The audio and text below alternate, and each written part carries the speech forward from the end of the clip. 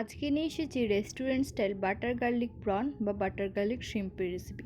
খুব তাড়াতাড়ি খুব অল্প উপকরণে এই রেসিপিটা তৈরি করা যায়। প্রথমে চিংড়ি মাছটাকে আমরা ম্যারিনেট করে নেবো। এর জন্য স্বাদ অনুযায়ী লবণ, 1 চা চামচ লাল লঙ্কার গুঁড়ো, 1 চা চামচ গোলমরিচ গুঁড়ো দিয়ে চিংড়ি মাছের গায়ে এগুলোকে ভালো করে মাখিয়ে 10 থেকে 15 মিনিটের জন্য ম্যারিনেট করে রেখে দেবো। এরপর কড়াইতে সাদা তেল দিয়ে তাতে একটা একটা করে চিংড়ি মাছগুলো দিয়ে দেবো। কখনো একসঙ্গে সব চিংড়ি মাছগুলো কড়াইয়ের মধ্যে দেবেন না। এবার 2-3 মিনিট পর এক পিঠটা ভাজা হয়ে গেলে চিংড়ি মাছগুলোর অপর পিঠটা একটা একটা করে আস্তে করে উল্টে দেব। এরকম গোল্ডেন ব্রাউন কালার হয়ে গেলে চিংড়ি মাছগুলোকে তুলে নেব।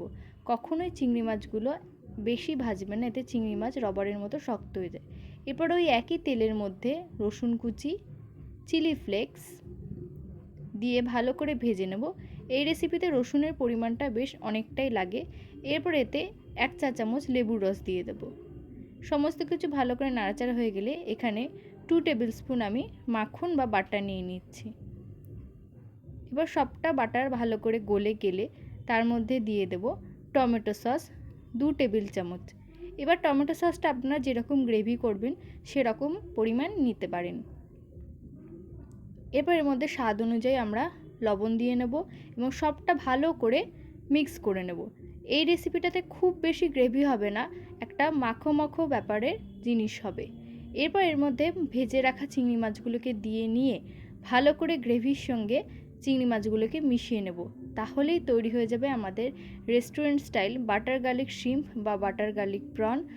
এটা রুটি বা পরোটার সঙ্গে ভালো লাগবে, চাইলে ব্রেড দিয়েও আপনারা খেতে পারেন। রেসিপিটা অবশ্যই ট্রাই করুন আর কমেন্টে আমাদের জানান কেমন লাগলো।